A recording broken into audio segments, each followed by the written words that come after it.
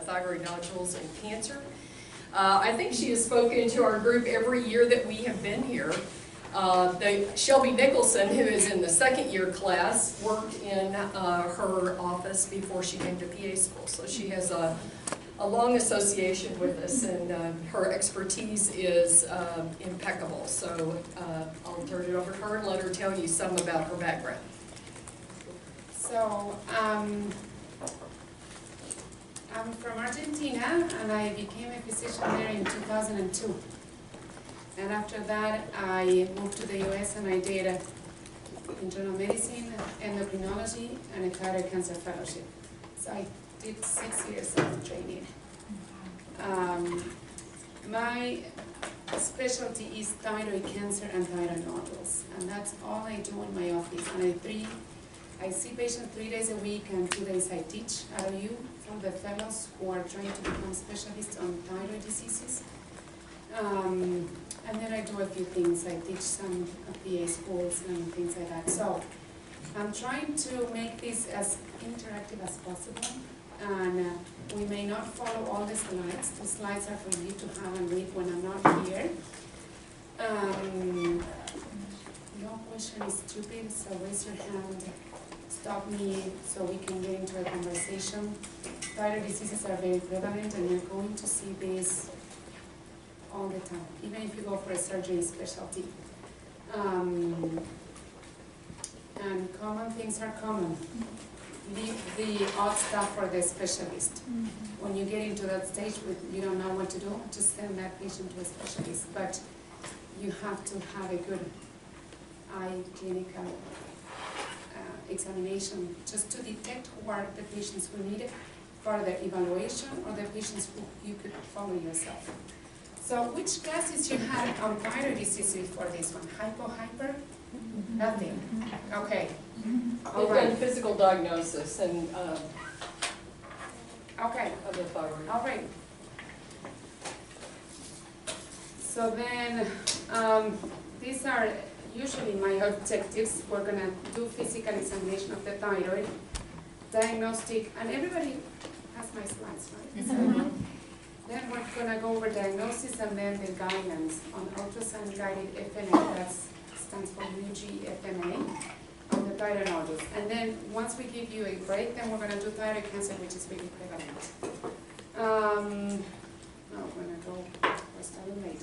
So how common are thyroid nodules? And first, I'm going to start with the thyroid gland. What is the thyroid gland? It's a gland on the lower part of your neck that makes thyroid hormone. And thyroid hormone is a metabolic hormone.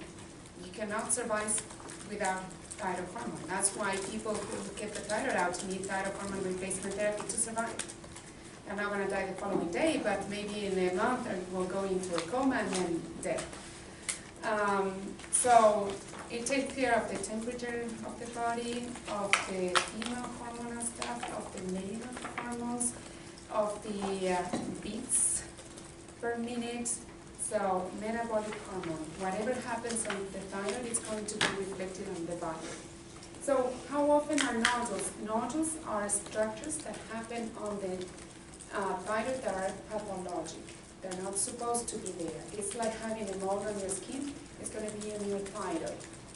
So when we talk about that, we never say thyroid mass. We never say, what other words I heard them? Lumps. Lumps is your chief complaint, maybe. We call this nodule.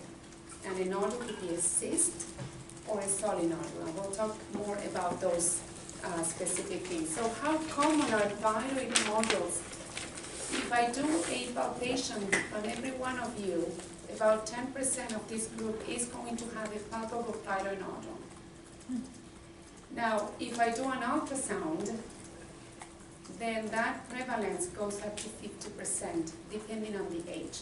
So as we age, the prevalence of thyroid nodules goes up. So women that are, I usually tell this to patients, 50% of women are 50 years old have thyroid nodules. Kind of a common one. And if they get to 70, maybe 60 or 65% of them, so very common.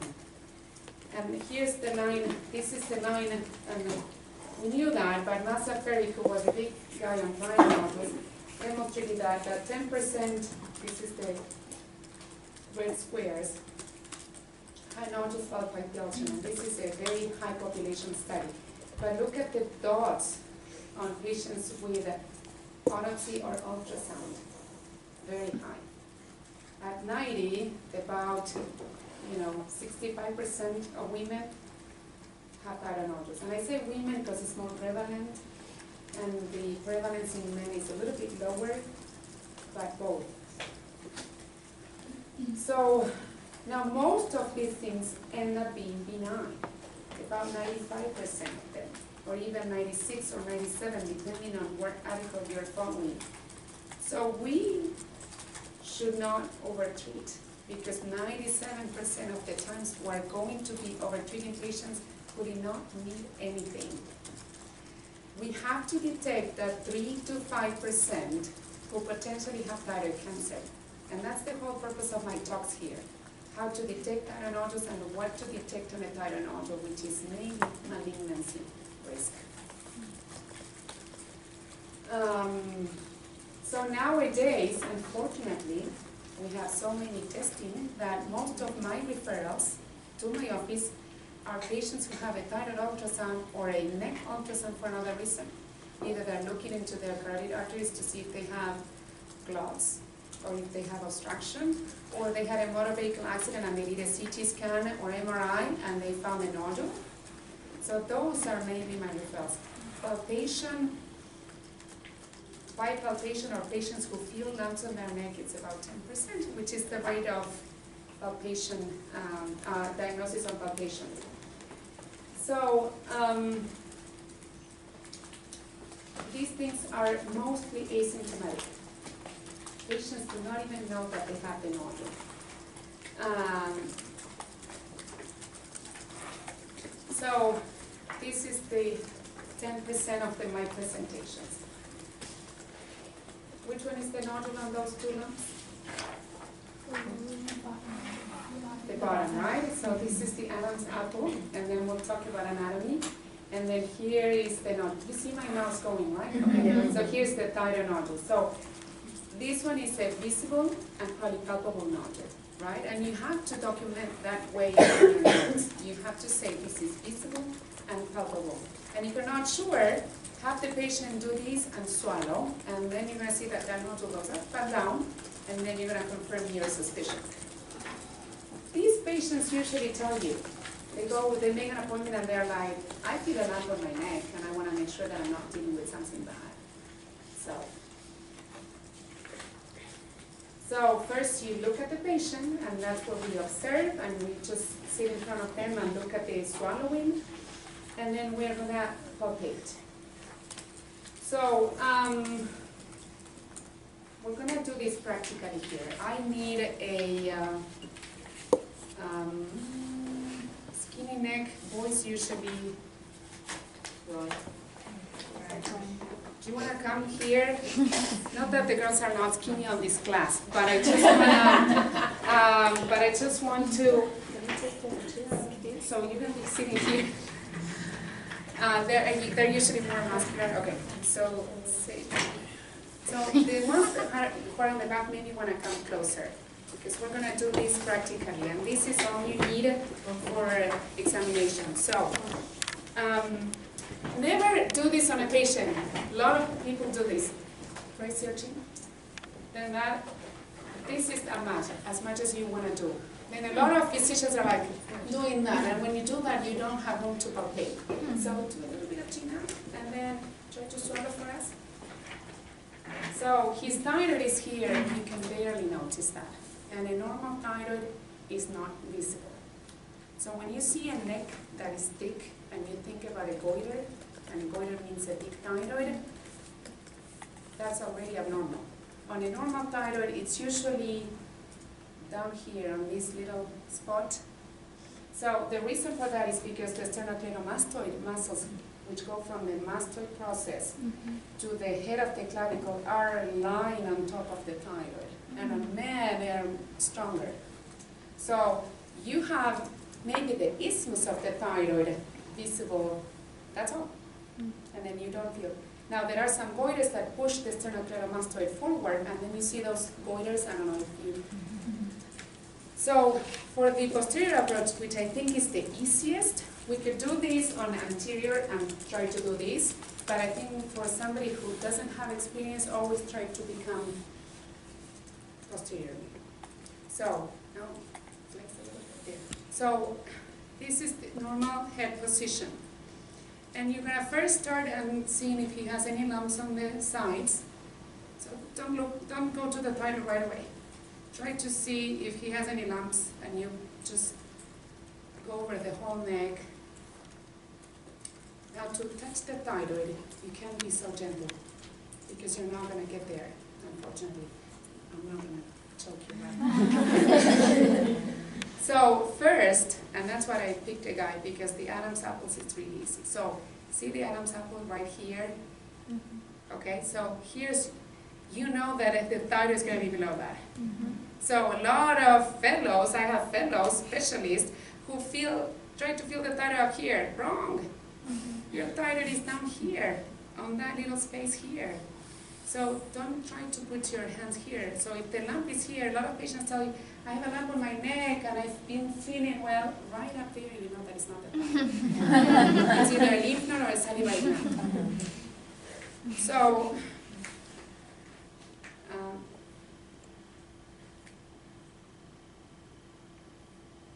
I'm right here on top of his isthmus. And to confirm that, I'm going to have him swallow. Swallow for me? Okay. So once you grab the thyroid, he has a really easy neck to go big. So I'm putting my finger on the isthmus. See how low is this? So once you feel the isthmus, then you start going to the side. And this muscle is going to be on your waist, so you're going to have to try to move the muscle away and get your fingers on that space. And then you're going to do this and go over the right lobe and try to feel the whole thing and push. And if you feel some pressure, if you need some pressure, then try to stop that with your hand here and push that to the left. So push the right lobe to the left. So some people cough, start to cough, because you're irritating them. And then the same thing with that. Again, you feel the isthmus, it's very soft, very rubbery, that's how it should feel. Usually it's this consistency of the nose. So feel that, that's the normal consistency. If it's more than that, it's abnormal. And then I'm going for the left lobe. And again, I'm going to try to get the sternocleidomastoid away and feel that. So now I'm grabbing the thyroid on my fingers, and always use your teeth. The tip of the fingers, and he has a totally normal gland. So see, I have to push. Don't do that. You're not going to feel anything. Yeah, a lot of people do like, you're not going to feel anything.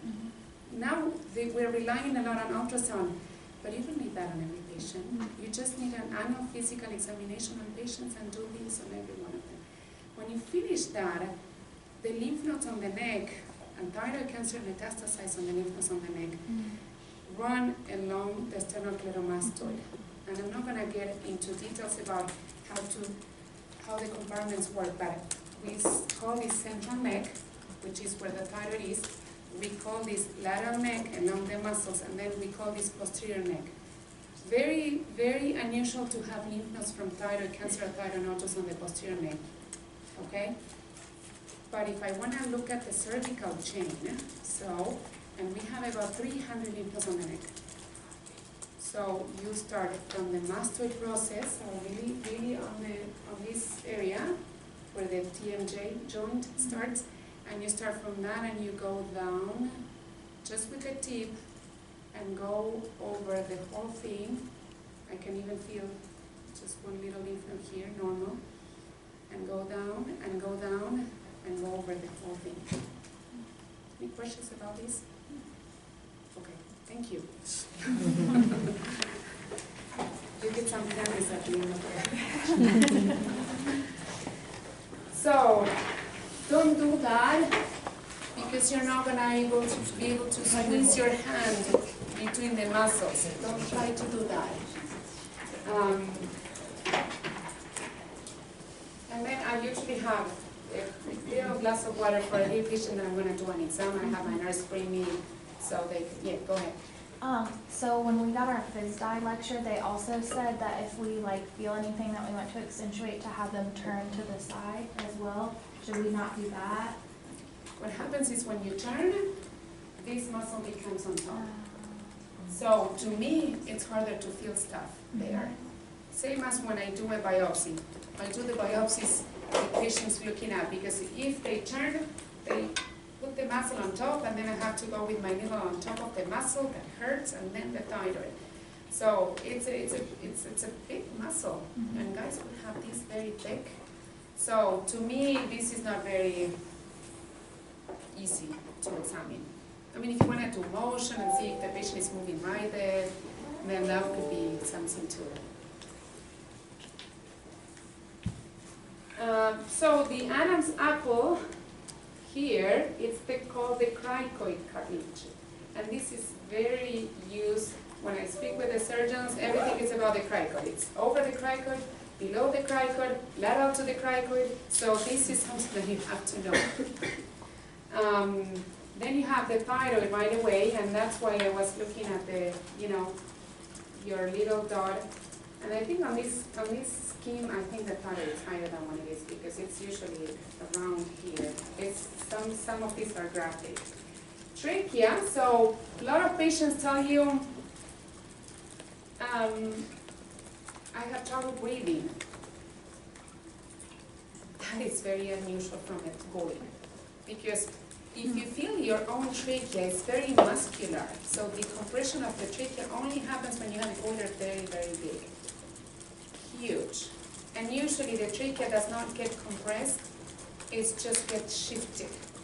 So patients do not have airway compromise, except on advanced thyroid cancer cases, which are probably not going to walk into your clinic and say, hi, I think I have airway compromise. They may be short of breath, they may be, but when you palpate that patient, you're going to feel a huge lump.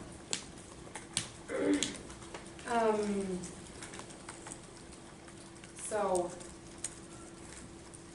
this is what I just said. I keep this slide so you guys practice between you and feel the thyroid. It's hard. It's very hard to locate the thyroid and then diagnose something out of a physical examination. But try to feel it, the surface, the consistency, how fixed to the other structures is. Thyroid cancer, it's like a rock. You can't move really anything. You feel a lump, and you start moving your fingers, and you can't really go anywhere. This is the anterior approach. I think it's hard for somebody who's inexperienced. I don't want to really go into that, but it's the same concept. You put the tip of your thumbs on the isthmus, and then you start going to your laterals to feel the lobes, getting the muscles out of your way. That's essentially the concept of that. And this is what I just did. See, the head is really facing forward, not doing this. Never do that. Just if you want to observe how's the neck and make the patient swallow. And then when you do the palpation, have the patient have a just face looking forward. So if I have a patient which I suspect a nodule, the first thing I want to know is what's the function of the thyroid gland. And the first thing you're going to order is a TSH. And the TSH is a hormone made by the pituitary gland. And you guys tell me if I'm going too basic, but it's a master gland. The hypothalamus made something that's called TRH, that goes to the anterior pituitary. The anterior pituitary makes TSH. The TSH goes into the thyroid gland, tells the thyroid gland to make T4.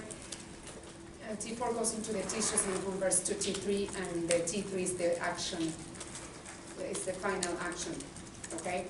So, the main test for thyroid diseases is the TSH, and we're not measuring a thyroid hormone, we're measuring a pituitary hormone.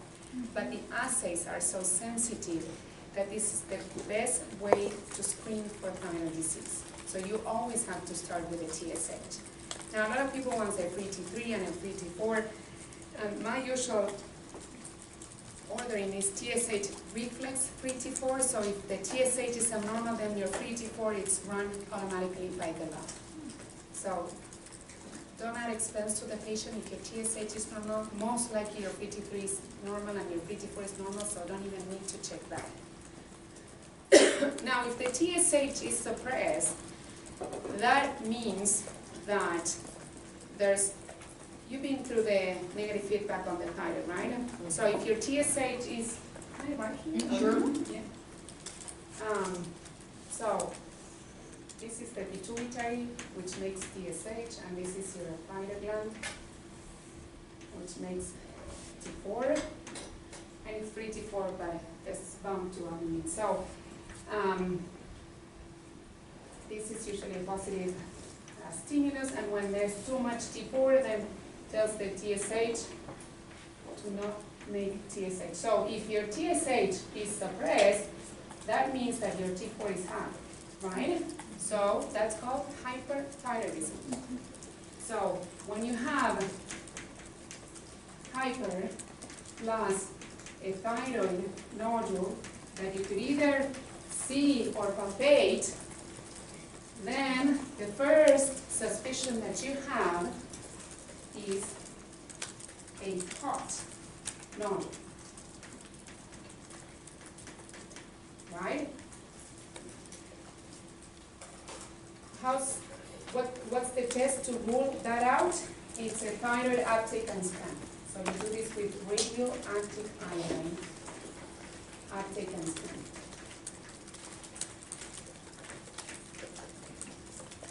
All right? So, if you feel the whole thyroid is enlarged and you have a diffuse goiter, then your number 2 is Graves' disease. Okay? And how do you rule that out? With a thyroid uptake and scan.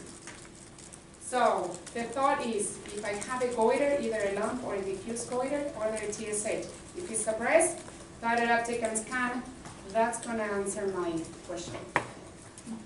Okay, and what's important to make this difference? Because if I have a hot nodule, this is benign. And this is in 99% of the cases, so I do not do a biopsy on these patients. Then you treat those patients, but at this stage you need to send those to the specialist, because you're not going to be ordering radio unless you work in a rural zone that you don't have endocrine doctors. But this either needs surgery or radioactive iodine or medications. Now, if you have Graves' disease, you also have to send this patient to the specialist. These patients are complex. They could die on thyroid storm, so you have to make sure that they're always euthyroid, so their thyroid tests are normal. So, once you have these patients, don't sit the referral on your desk for years. These patients can sometimes get to me very, very sick, especially the Graves' patients, because they're just waiting. Insurance is no. Grab the phone and talk to the physician and say, I need you to see this patient, which I suspect Graves. Nobody's going to turn these patients away. And I love when they call me, personally, because I can tell, I can teach, I can guide you until the patient has an opening on my clinic. So, if your TSH is normal or low, that means hypo, or high. I wanted to say hypothyroidism. That means that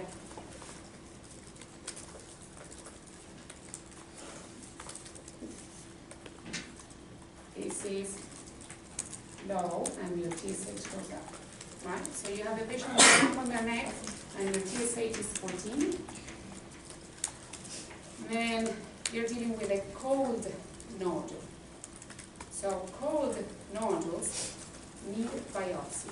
So this is going to be a cold nodule.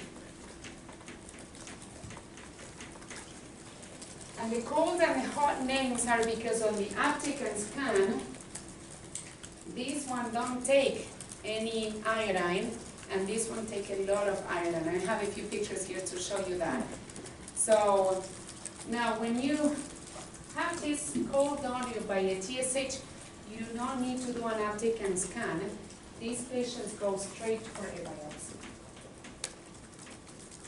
or a fine spatial biopsy. This is clear. Is there any questions about this? This is kind of the main important, the most important part, that you get that algorithm. Okay. So it's all on my slides. I'm just trying to be practical, but so what is a nuclear uptake and scan?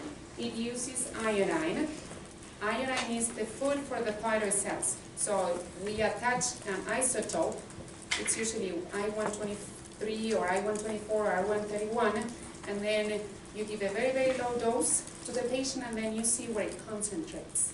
And that's how you say it's a diffuse goiter, hyperfunctioning thyroid gland, it's Graves' disease, it's a hot nodule, it's a cold nodule. So on this one, we have a cold nodule. See, there's no uptake on this area. You need to biopsy that. Period. On this one, it's called a warm. These are hard. I don't know if you guys see that there's a little bit of intense uptake here. And this one is hot. So the thyroid parenchyma, which is right here, it's all suppressed because this thyroid nodule is doing too much work. So it's suppressing the rest of the thyroid gland. Once you take that out or you kill that with radioactive iodine, then the rest of the thyroid wakes up. So these are the three patterns that you get on the, so just know cold needs a biopsy, hot does not need a biopsy, needs treatment.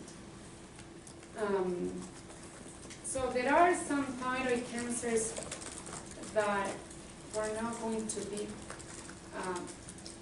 seeing them with this test, and there's some tumor markers that I use that it's called calcitonin, and you guys are going to understand this better when we go into the thyroid cancer talk. But it's a familial type of cancer that happens on the thyroid gland. It behaves so differently that then we're going to talk about this at the other talk. So the guidelines say if you find a thyroid nodule, you need an ultrasound, right? Every patient that you suspect a thyroid nodule, you need an ultrasound. And the reason for that is because our fingers are really bad to locate thyroid nodules. And the ultrasound gives you all the details, lymphadenopathy, how big, how hypoechoic, isoechoic, calcifications, different patterns of benignity or malignancy.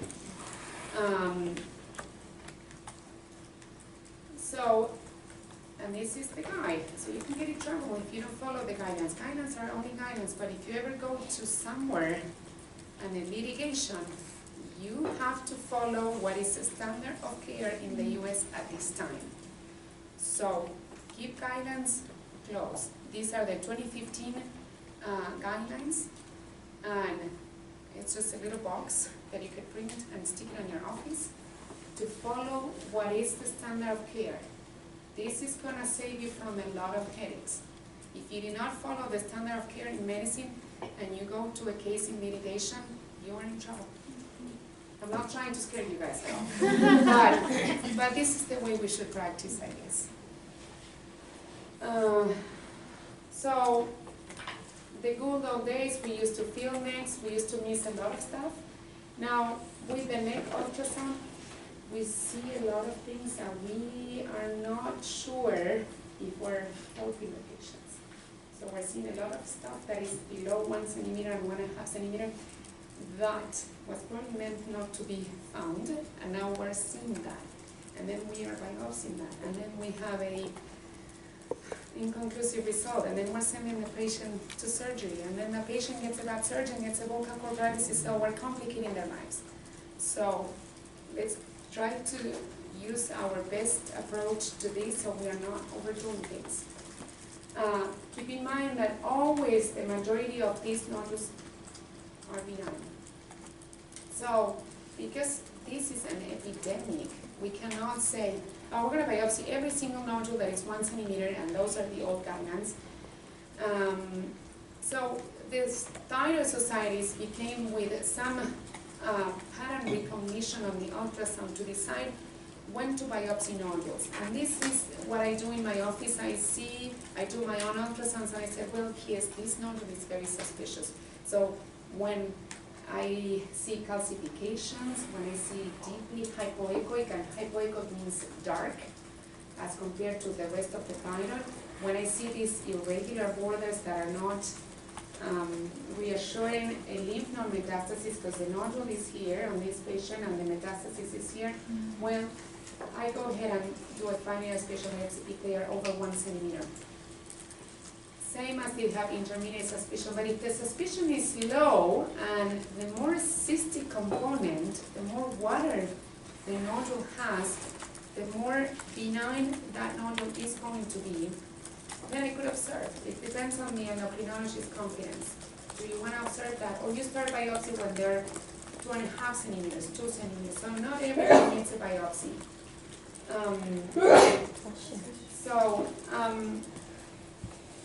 This is what the ATA says now, and this is on 2015, that we're doing more of a pattern recognition.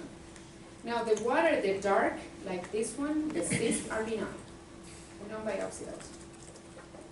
The water that it's made on the thyroid is called colloid. It's like a pinkish watery stuff. It's a lot of fun seeing that on the microscope. It's really reassuring. Now, as opposed to this one, probably this is a papillary thyroid cancer, which are very solid, very nasty, very attached to the thyroid. This has to come out. So see, when you have a high suspicion of malignancy, you start doing the FNA when they're 1 centimeter or more. Same as intermediate. So bottom line, you do not biopsy anything that is below 1 centimeter. Nothing. And if you have questions about it, send them to the specialist. Not even if the patient is at high risk of having thyroid cancer, because we're not sure if we're helping the patient. In fact, there's a full line of endocrinologists which we are doing active surveillance, meaning not doing surgery, not having the patient to go for surgery, even if we know that this is cancer, because they don't progress. Now, this patient, of course, has an 8 millimeter suspicious nodule, then have them come for an ultrasound in 6 to 12 months, just to make sure that these patients are not. And we'll go over the follow-up appointments, but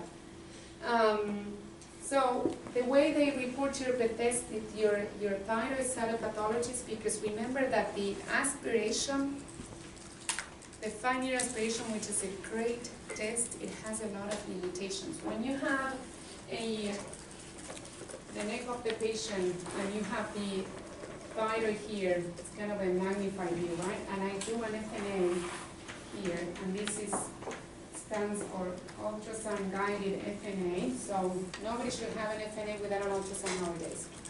Before, the old times, we used to just feel the nodule and stick it. You need to document your needle inside the nodule. So I'm having a nodule right here. And the gauge of the needle is very, very small. It's the same as for babies' IVs on the NICU. It's enough to get cells out of the thyroid, but you do not get tissue. So that's a big limitation. You only see cells. And sometimes cells are suspicious, but you need to see them on the tissue to figure out, is there capsular invasion or vascular invasion to tell me if this is cancer or not. So once you do this on a patient and you do a few smears on your office, you send them to the cytopathologist and they can report this on. The Bethesda one is non-diagnostic.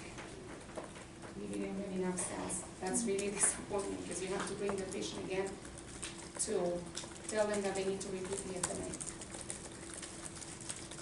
Bethesda 2, we can do one. It's benign. So the risk of malignancy on benign FNAs is about 5%. So still, if you present a patient for 10 and they're benign, it could be malignant. So every patient that has a thyroid nodule needs a follow-up, even if the FNA was benign. Bethesda 3 is called AUS, atypical cells of undetermined significance. So the pathologists could read that and they say, it's not totally normal, but it's not totally malignant. I don't know what it is. The rate of malignancy on that, so what's the rate of, because that's all you want to know, right? It's about, depending on the institution, from 5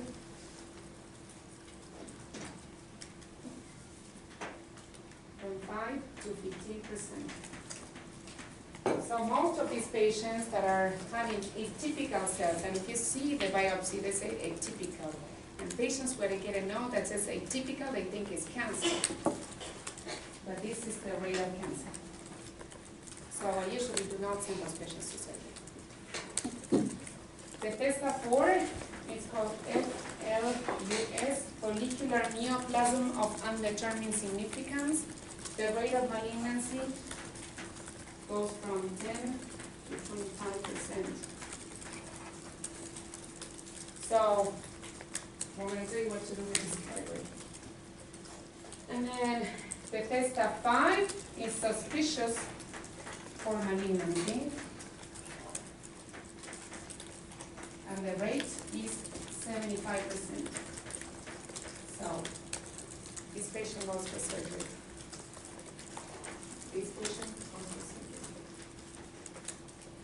And Bethesda 6 is cancer. And this patient also. Now, so we're clear, non-diagnostic, we need to repeat. Benign needs a follow-up. These two, we will see what to do, and these two go to cancer. So if you get an indeterminate result here, because the rate of malignancy is still low, you send those patients for something that's called molecular markers. And I just gave a talk at you this morning about this. This is a very controversial topic, but there are some companies, and I'm not sure if you guys heard about Afirma, maybe somebody heard about Thyroid, Afirma, Rosetta. Those are 3 main companies who are commercializing these, which are sequencing the DNA of the thyroid cells to see if they have any mutation on thyroid cancer. And what's the point of doing this? It's because back in the old times, we used to send all these patients to surgery because we didn't know. So 75% of these patients had unnecessary surgeries, right? And then you deal with complications from surgery, hypothyroidism, which is very hard to deal with. We try to decrease that percentage, and with the molecular markers, the risk, the unnecessary surgeries went down to maybe 30%. They're not perfect. They're very expensive. Not all the insurance companies cover that, but you need to know that they exist, so you could offer the patient that. So in my office, I do take a sample on every patient, and I say the 2 for this. So if it comes back red as these 2 categories, I call the patient and say, listen, your biopsy was inconclusive or atypical, but we have said these 2 for molecular markers that we could send that to your to be tested for mutations on thyroid cancer. Now, some endocrine doctors have the patient come back to their office and do another FNA. So ideally, you should practice this way. Now, for this, you need to know, I'm not trying to have you keep in mind your Bethesda categories, but you need to know that they exist, and that if you're not sure about this, send those patients to an endocrine doctor so the patient can get the FNA. Any questions about this?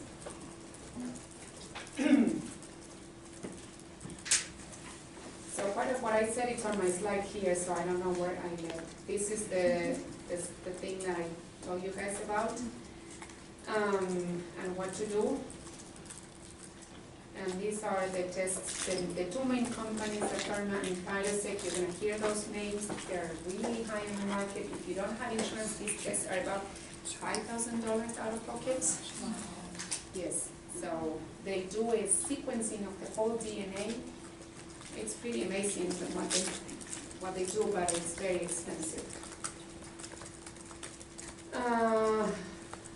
So this is just what I said. And I'm going to keep moving.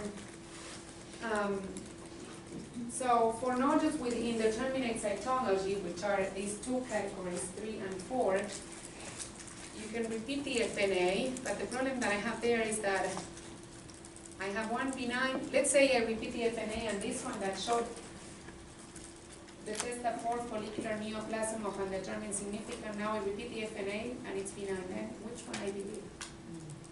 Was that my first biopsy? Because this could be a nodule that is a 4-centimeter nodule, right? And my needle was here, and maybe here. And then my second FNA goes here, and maybe here. So it's very complicated.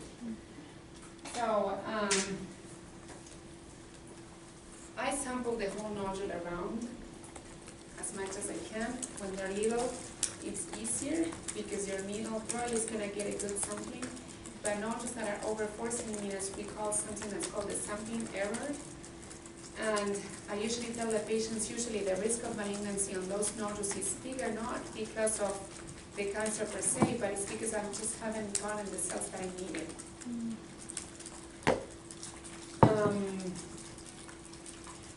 So if the patient has multiple nodules, and this is called a multinodular goiter, so you have nodules.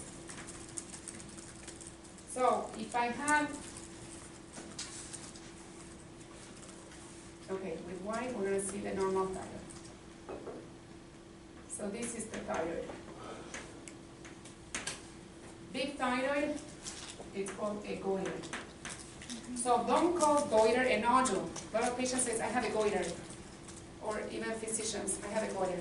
Goiter is a word for a big thyroid. It could be from Graves' disease, it could be from Hashimoto's, it could be from a nodule, it could be from a multinodular goiter. So you have to define that goiter. Why are you having a goiter?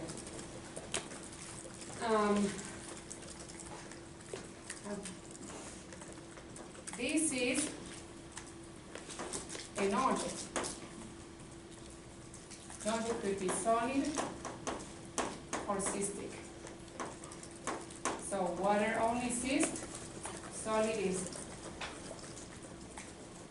and complex is partial. So some solid components, some watery stuff, right? So goiter could be hypo, hyper, or euthyroid. So when you have multiple nodules,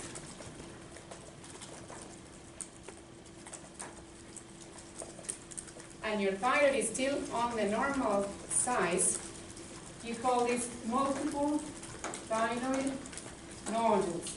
This is not a goiter, okay? Because we haven't gotten the thyroid enlarged yet. If your thyroid is enlarged because you're having multiple lumps that make your thyroid big,